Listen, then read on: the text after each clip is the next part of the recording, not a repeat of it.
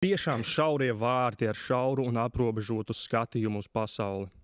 Ir tev kaut konkrēta ticība, konkrēts, ticība, kurai tu seko, tev ir sava veida šaura domāšana, jo tā ir tava ticība, tā ir tava patiesība, un mums tā ir Bībele, ko Bībele māca.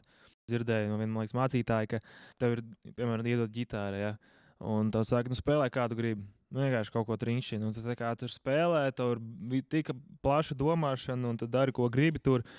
Un vienkārši neskan, tik slikti skan, vispār nekāda jēga tam nav. Un tad, domā, kāda jēga, bet tad tev iedod konkrētus likumus. Kur akords šī tāds, tikai tā tur pirkstus, tad tikai tā tur. Un tad tu iemācies spēlēt to ģitāru ar šo aprobežoto un šauro domāšanu, un tāda melodija nāk ārā, tu sāc baudīt to mūziku un spēlē ģitāru. Un liekas, tāpat tās ir tā kā ar dzīvi, vai ne, mums ir vajadzīga kaut kāda šaura domāšana vai kaut kāda principi, pēc kuriem mēs vadamies, lai mēs varētu dzīvot šajā mierā, priekā un dzīves pārpilnībā.